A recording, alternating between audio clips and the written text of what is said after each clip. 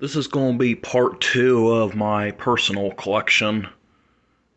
This video will include the bottles that are not from Middletown, Ohio.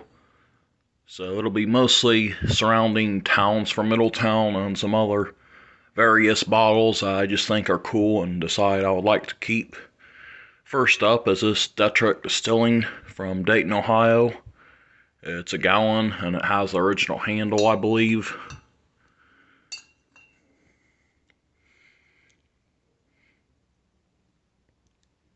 Nice looking jug for sure. Next is this crate from Dayton.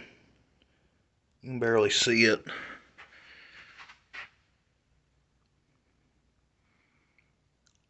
Royal Crown Cola. I'm only keeping this just to store these lids in.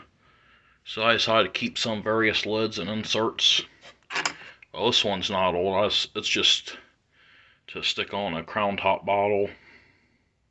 How I used to clean bottles before I had a tumbler was I would stick copper inside the bottle and I could put this top on the Crown Top and then just shake it, and that way the copper wasn't slammed against my fingers or anything. So we got all these lids here. First is this one.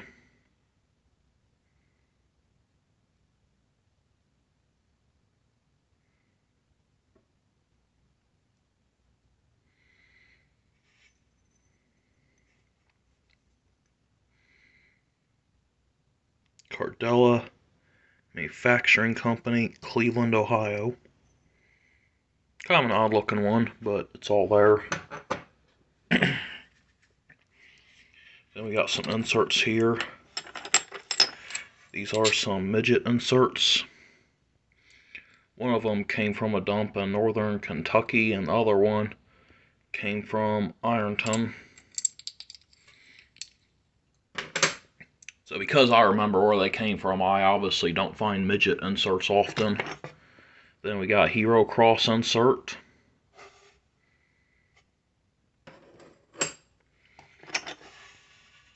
consolidated fruit jar insert.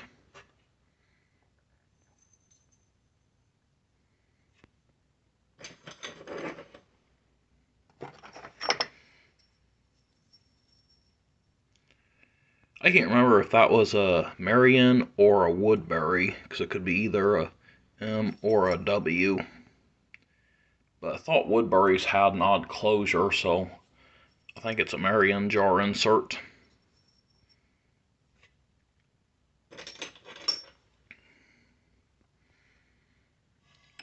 Then we got this jar lid. It's probably for a ball jar.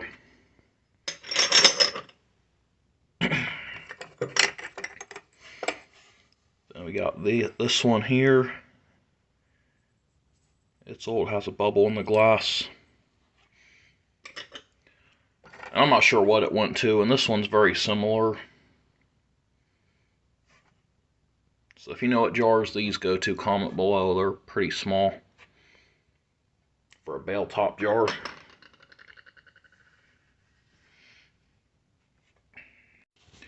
Next, there's a bunch of clear jar lids. I think these are product jars. So there's 3 different sizes here. This one, and there's this one, and this one. And I can't remember if it was a style like this or the Z style lid that went on them product jars, and I think they both do, but I found some of them product jars with the lid still on them before. So the jars that these would have been on wouldn't say anything probably. They might have some embossing on the base, but that's about it.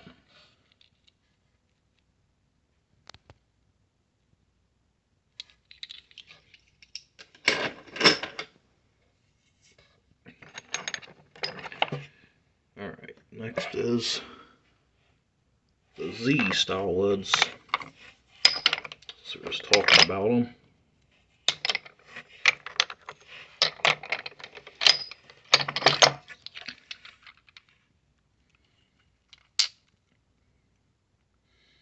And these have patent dates, and I'm just going to get the largest one since it'll probably be easiest to read of all of them.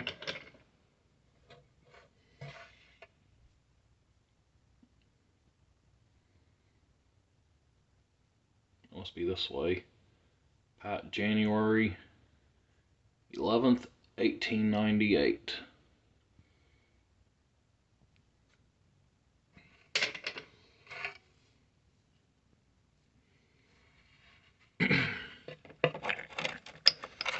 Then we have some various other clear lids with nothing on them.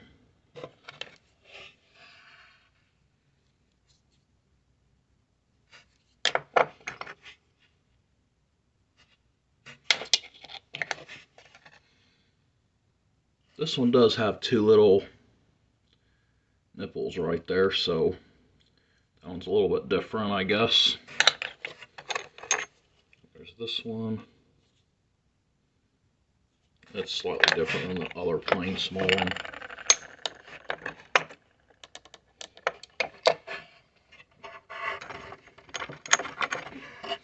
This one's larger, quite a bit.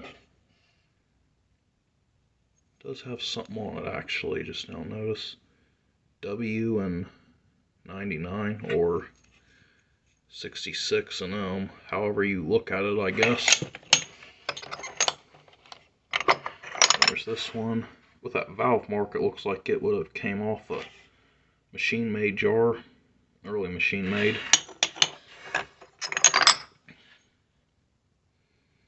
There's this one.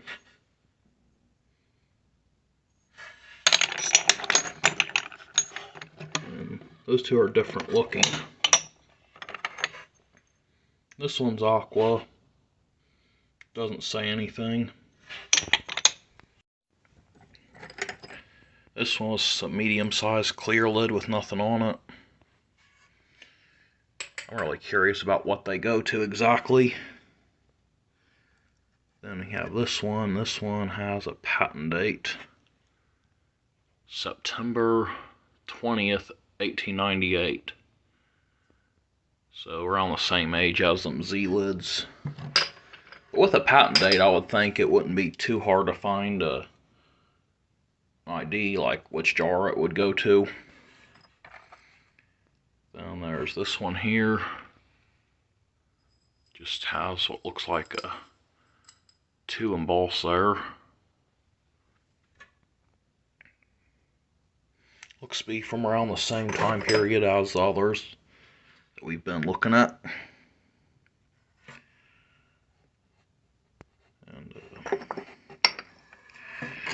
And there's this one here.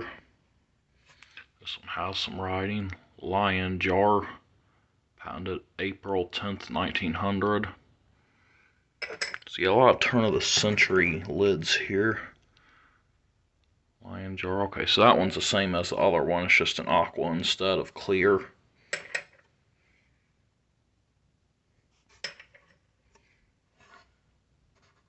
Okay. This one has the same type of groove, but I don't know if that could actually be from an early milk bottle or not. It's made really heavy glass, and it has what looks like a broken off spot there. Next is this one. I don't know what this one is from. I don't think it's a ball jar lid. It's different looking. It looks like it'd be from a machine-made jar. This one, it needs a tumble.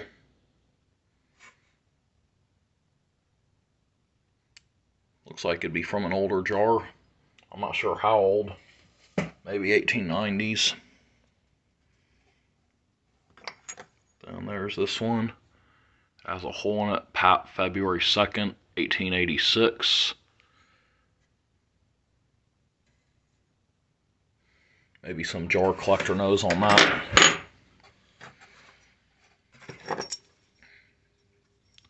This one I'm pretty sure is a Woodbury.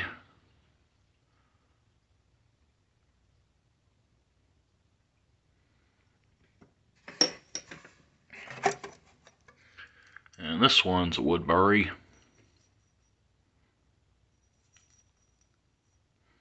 I don't know, I have two of them here, I guess, because This one has the original metal part on it, but it's so rusted that probably won't do me any good, so I should probably put this one in my for sale group.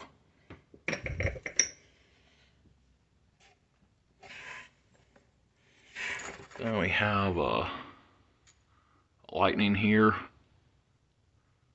3 different patent dates. Then here's another Lightning.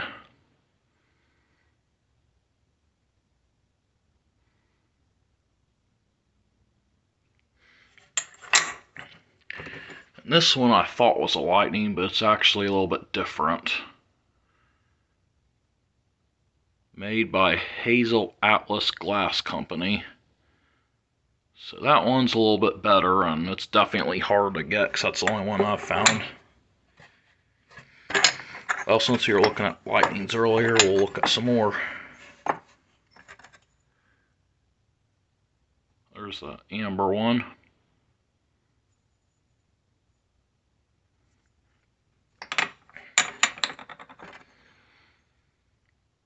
Regular amber color.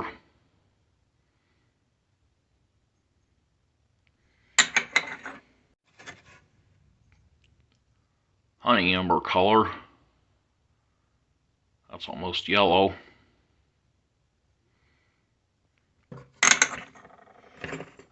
And then this one's a light green instead.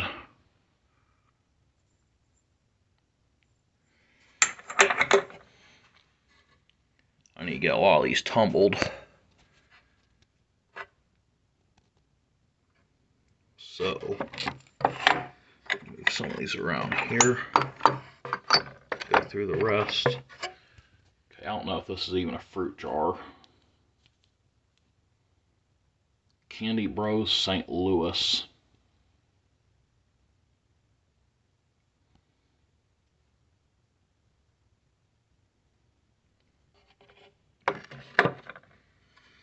And there's a bunch of these different lids with them knobs on them and stuff. So I guess we'll look at the Simplex one first. So Simplex has these ridges. It does have a little bit of damage there. Smaller. Here's another smaller one.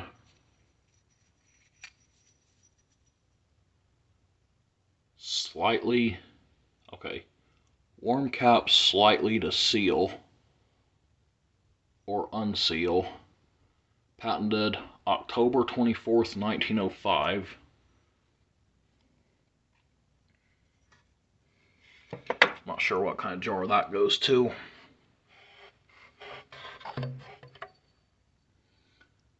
Then there's this one with 2 knobs, patented October 24th, 1882.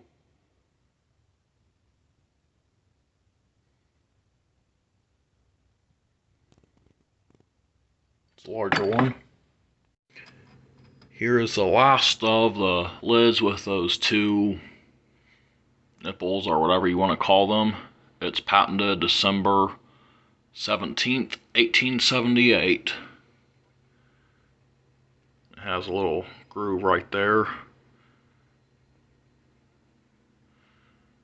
I'm not really a jar guy, so I'm not familiar with a lot of these lids. Anyway, we're down to just a few more here.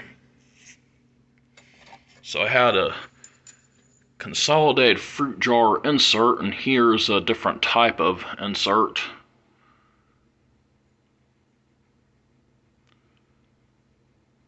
It's patented 1871. And this one is just nice looking. I love all these patent dates. Hero Fruit Jar Company. I just think it's a really nice looking insert there. This one guy partially tumbled it for me, and it's not 100% clear, but it was as sick as the last one was, if I remember right, so I'm thankful just to have that removed so I can see through it.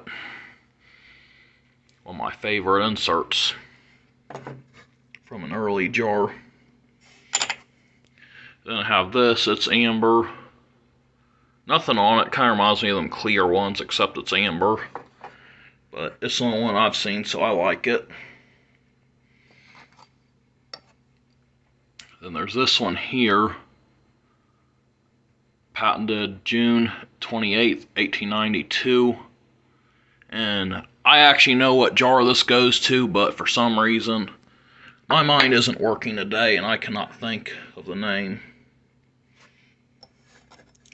Then there's this one, and I dug it in a video that wasn't filmed too long ago.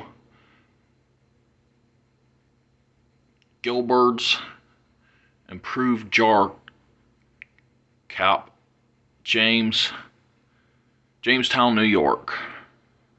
It has 3 patent dates. Or not 3, 2. It's really unique looking. Needs a tumble, but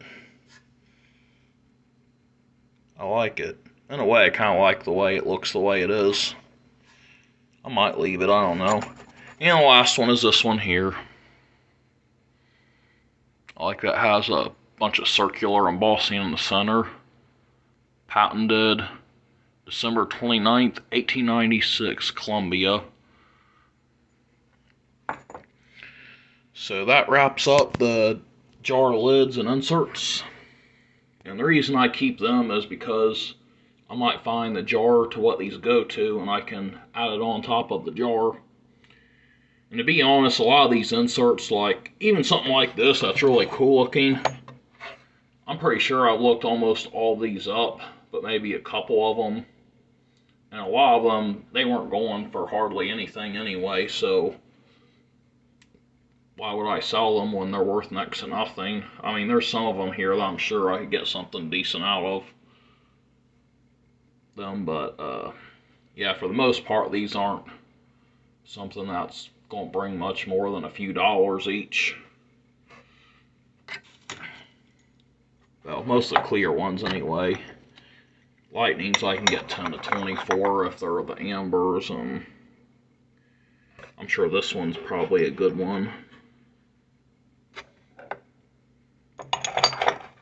So yep, that is it for the lids. Thanks for watching. I'll get on to the next part of my collection.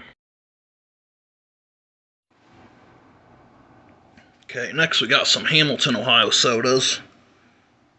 These two are Dr. Pepper, and so is this one. The left one has more of a green glass color. Anyway, so this one, the base says Pabst, Hamilton, Ohio. Tilt this way, may have a lot better lighting. Then we have this one here.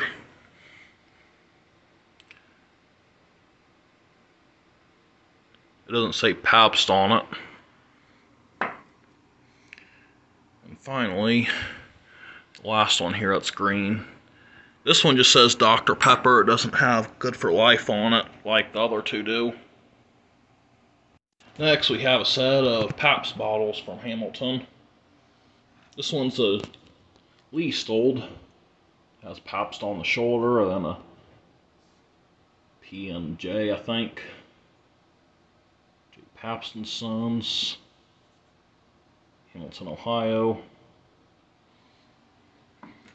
It's actually less common than the two here. Then there's this one. This one's the 1920s variant. Pabst & Sons, Hamilton, Ohio. Then there's the green one.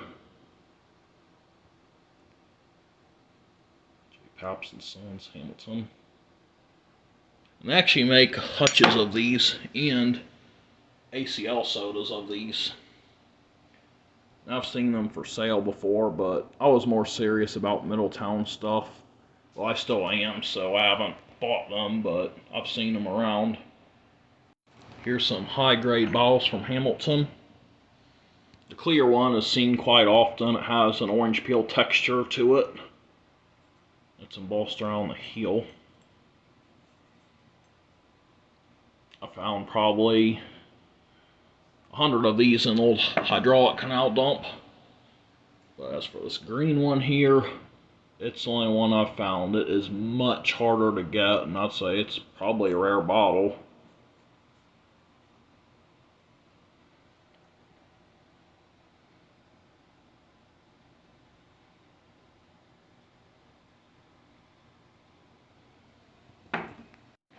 I remember the day I dug this up, I was working a 12-hour shift at Kohl's Warehouse in Monroe, and then I got off, and then I think I got dropped off, or I rode my bike, one or the other, to my hydraulic canal dump, and I dug through the gravel and was getting all kinds of stuff, and then this one popped right out. Made my day. And for the last two sodas from Hamilton, I own a knee-high. When you dig a knee-high in Ohio, at least southwest Ohio, you have a 50% chance of Columbus, Georgia, and 50% chance of Hamilton, Ohio. And here is Orange Crush. This one's a pretty good bottle. It's from Hamilton.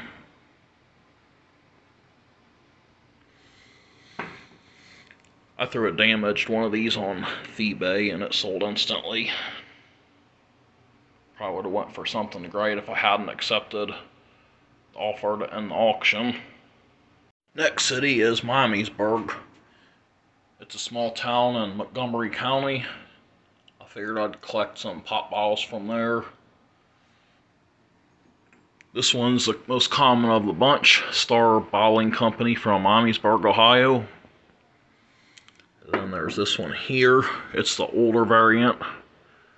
Now, I always thought these were tough to get until I dug a dump in Miamisburg, and I was getting tons of these. So these are actually pretty common. Then there's this one here. This is a different company, Miamisburg Bottling Works, Miamisburg, Ohio. And there's this one. It's a little bit different. Same thing without the ounces and the slug plate. Then there's this one. This one's blown and mold, and it says Miami Valley Mineral Springs Company, Miamisburg, Ohio. That's a tough bottle to get right there. I only know of one other example. It's chipped, but it's on the opposite side, so it still displays nice. Okay, here's a few random bottles. Got Jenkins Cut Rate Drugstore and the 4 size. This one's probably made around 1915. It's blown, but I mean, this is like the last blown druggist they made.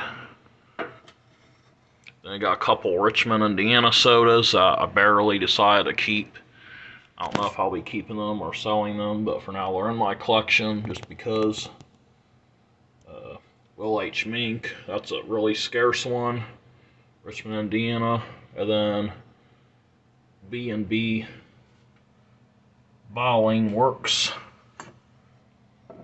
from Richmond, Indiana. I had that one professionally tumbled. It was all stained up really bad. And here's a citrate of magnesia, and that one's an aqua. You normally see those on clear only. That's a really early looking one there.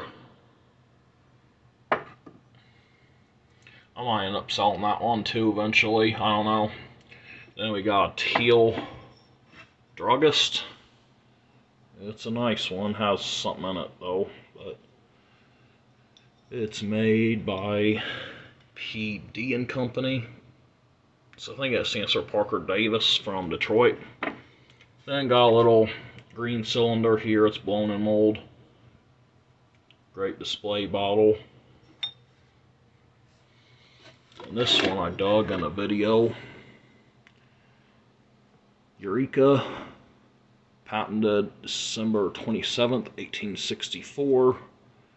Has either glass fall or crack there, but had it tumbled anyway. It's got ground lip. It's just a really nice looking jar. It's one I couldn't bring myself to sell. At one point, before it was tumbled, I was going to sell it for like $35, and I'm glad that no one bought it, because now I wouldn't sell it for $100.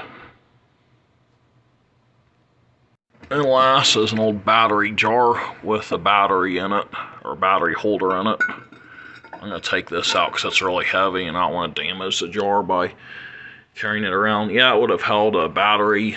You find them in 1900, 1920 dumps. They have that stick in the center of them of whatever it is, and they come apart quite often. But here's the jar itself. It's got a ground lip, and it's square, and it says economy. Move my thumb out of the way so you can see the embossing. I could not believe that this one was whole.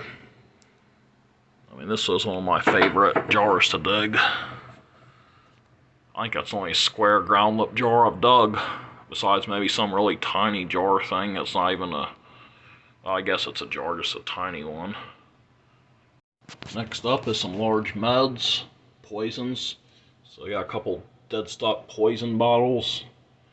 Of course, it says it's non-poisonous and won't sting, but I don't know how something that's not poisonous would kill a bug, so I don't know.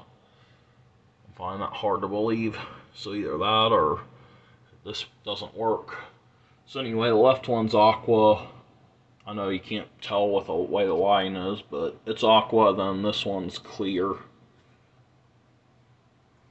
And then this one has a nice color. Zophora, Woman's Friend. It's from Kalamazoo, Michigan. I just thought it was a nice looking bottle and decided I'm going to keep it. Then there's a large size Rumford's, and I had to buy this one. I just thought it would display nice. Then got a couple J.H. Kinseys from Richmond. And they're the two most common sizes, but they're still a druggist, so they're not some mass-produced bottle like you're going to find digging wherever.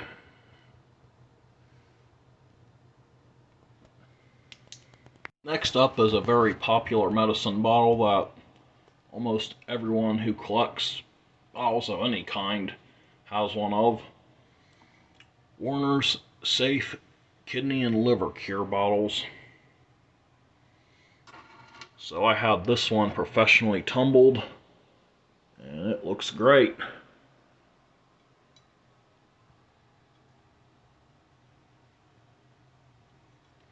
And this one here, I didn't do anything to it, but I dug it in a video that wasn't posted too long ago.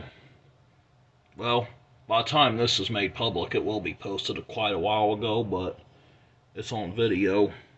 It has an applied top, and it has a collar lip instead of a blob top. Really crude looking. Then this one, actually dug that one in Kentucky, and I was digging an underwater dump, and I stuck my yellow thing down in the hole and twisted it, and I saw bubbles coming up. Then it just floats right up like that and just bobs, and oh heck yeah. It's a Warner small size, and this size is pretty tough to get compared to the regular larger size. It just says Warner's Safe Cure instead of Warner's Safe Kidney and Liver Cure, like these two do.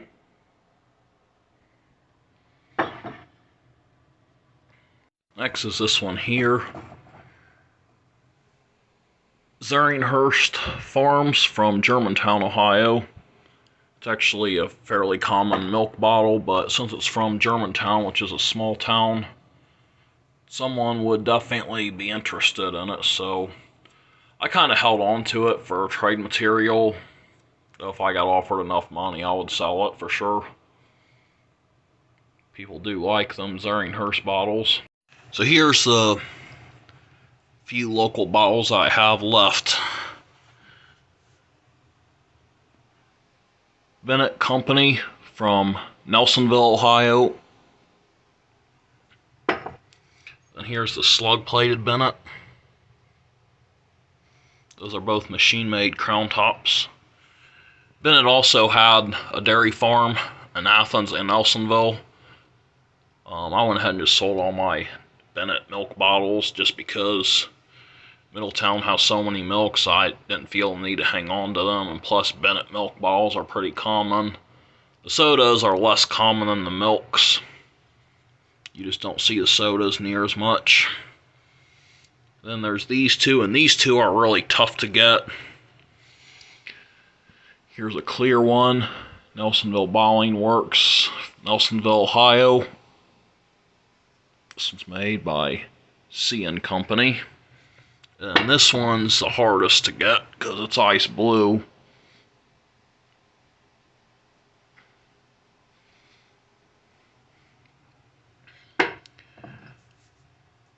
As much as I like them, I'm probably going to focus more on my area, so I might make them available for sale or trade. Some guy came here and he bought my lot of Athens bottles because I had a lineup of 6 different Athens Star Mineral Water Works bottles. So I ended up selling every one of those. Then sold a lot of Columbus beers for really cheap.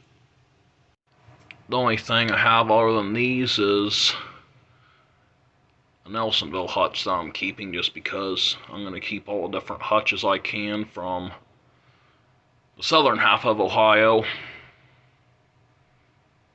Next up, there's some beers here. This one's the Cincinnati Brewing Company, and when you see Cincinnati, you think, oh, okay, it's Cincinnati Brewery, but then it actually says Hamilton, Ohio on it there, so it's actually a Hamilton, Ohio brewery. That one says the same thing. It doesn't say Hamilton, Ohio on it, though. It's the older variant. Maybe when the person who ran the brewery thought they'd call it Cincinnati, people went to Cincinnati instead, and maybe that's why they had Hamilton on it. Which I don't know why they call it Cincinnati Brewing Company for anyway. There's tons of breweries from Cincinnati. I think it's only Hamilton one I can think of. Then here's my only pint Richmond Brewery. I don't know why I'm not seeing the other variant for the main brewing company from Richmond, Indiana. Well, I do have a duplicate here because they're pretty common, so I'm going to go grab one. Okay, I found it. It was in my for sale group. I didn't want it there. Got so many bottles, it's hard to manage them and find out where they're all at. Mink Brewing, Richmond, Indiana, and a champagne style bottle. There it is with the export style bottle. It's hard to see there, so I'm going to shine my light on them so you can see a difference. I don't know why my light's doing that, but whatever. Anyway, next up is this Ball Blue Hubner Toledo Breweries Company from Toledo, Ohio.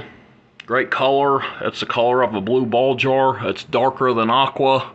And I saw a similar looking one online, and it wasn't going for much, so I was like, well, I'm not going to sell this bottle for next to nothing, so I'm going to keep it. Now, the bottle online might have been aqua and not ball blue, but I couldn't tell because what I was doing was I was setting it next to something that was aqua and using that as my guide to what color it was. Next up, we have a Shower Distillery Company bottle from Dayton, Ohio. It's a nice big old whiskey. It's blown in mold. It's a nice one. I'm going to shine my light up here for these. Okay, here's some aqua pints. First one is the Cincinnati Brewing Company out of Hamilton, Ohio. I don't know why they didn't just call it Hamilton Brewing Company, because there's only one brewery from Hamilton, at least one at this time period. Well, there's tons from Cincinnati. Then here's the blob top version.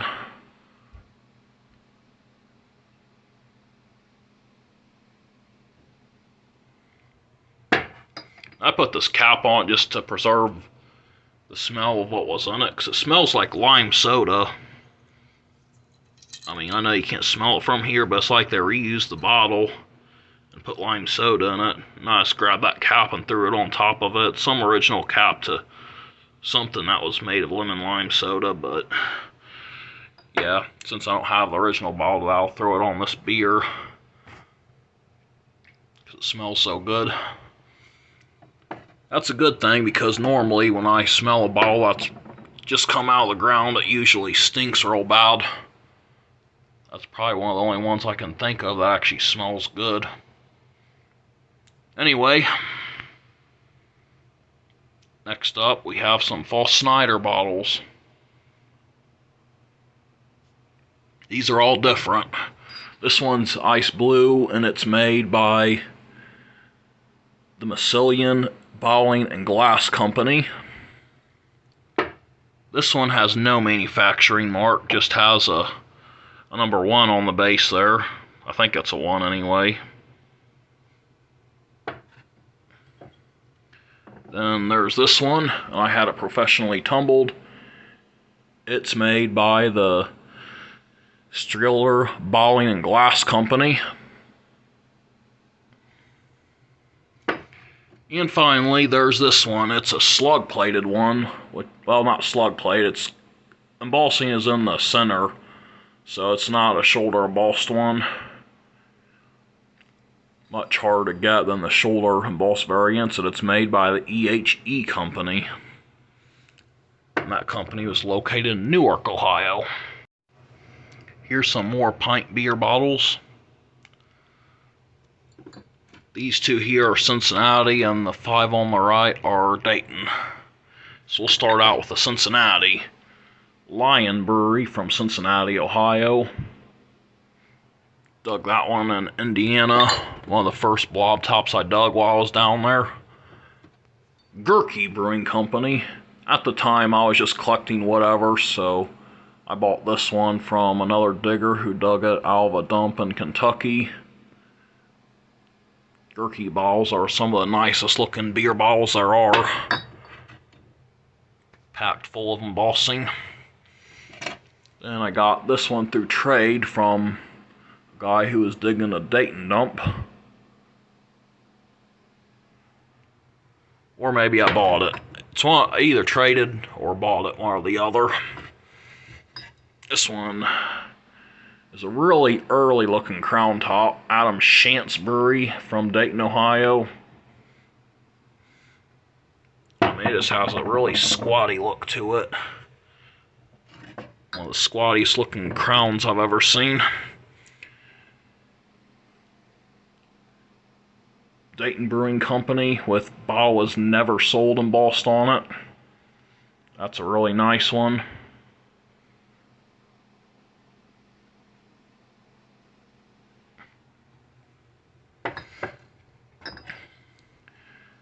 Winter Brewing from Dayton, Ohio, or a brewery.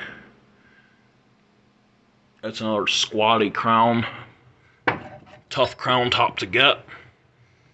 This last one I had tumbled. The Schwind Brewing Company, Lager Beer, Dayton, Ohio. That's a really nice looking bottle there.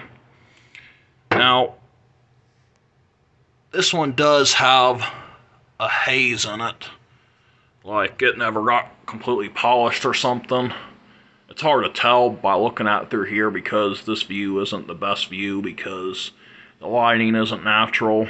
But in natural light you can tell it's got a light haze in it because it wasn't polished out completely. At least on the inside. But I'd rather have it that way than the way it was, which was covered in white sick glass. I do like the rainbow colored patina on bottles, but not the white sick glass. That prevents you from seeing through it, and there's no color on the outside even, just white sick glass. Okay, now that the pints have all been went over, let's look at the quarts. Got Mink Brewing quart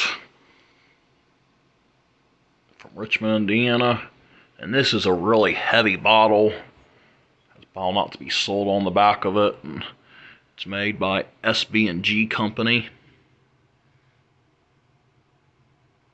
And the next one here is HP Taylor from Richmond, Indiana. It has a lightning style blob top. And it's made by whatever company has that TW.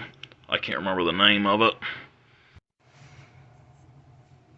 Next is this Moorline. It's from Cincinnati, Ohio. This one needs a tumble. Try to shine a light through it there so you can see it better.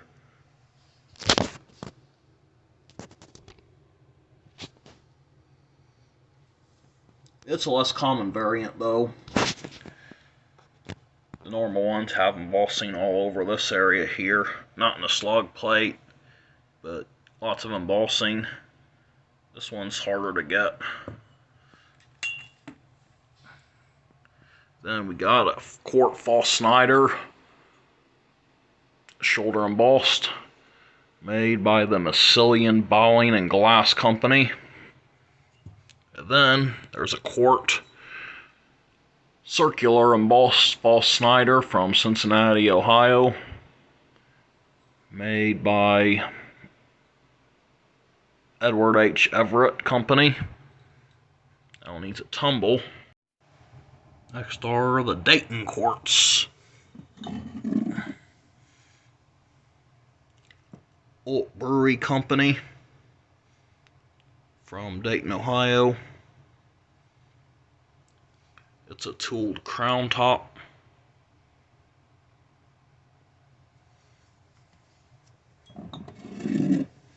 Adam Shantz.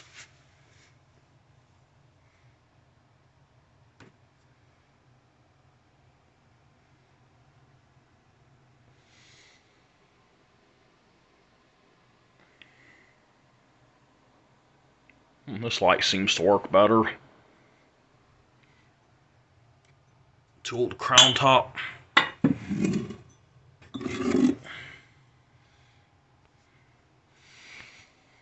An older Adam Shantz. This one has an applied Baltimore loop top. Does have a chip there, but oh well, it's on the base anyway, or heel. It's a little noticeable, but it's not too bad. Then got a Winter Brewery from Dayton, and a Quart. It's a crown top.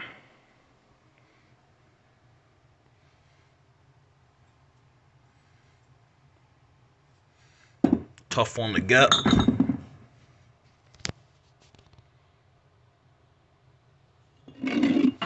This one's a really good one. Dayton Brewing Company, Dayton, Ohio. Quart Baltimore loop top. Great looking bottle.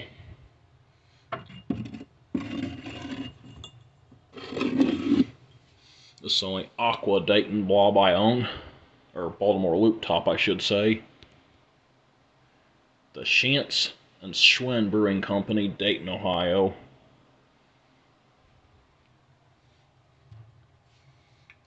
One day a tree blew over in the Dayton dump, and I noticed it looked kind of dumpy underneath where the roots were. The tree had taken out a couple feet of the cap layer, so I dug down and just started hitting stuff almost immediately. The bottom wasn't very deep, and I just dug into the sides and went further and further in, and I pulled out one of these. Need to find a couple of the different variants of this bottle. So when it cools off some, I'll hit that dump up some more because I'm moving down there. I won't have to drive 3 hours to get there. Well, 2 hours, but less gas. So I think I'll be able to get there in 40 minutes now.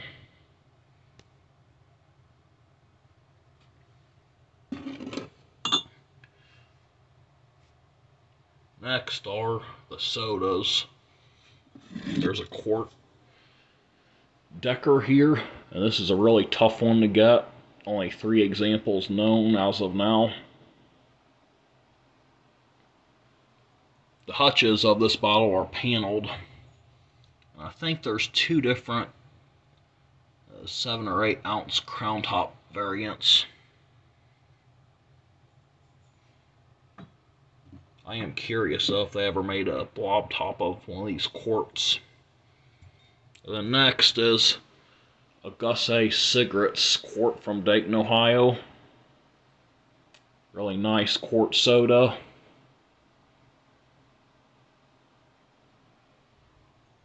Not one you see every day, but less common than more common than the Decker bottle. So that takes care of this whole shelf here, and I will move on to the next shelf, which is actually at my display case.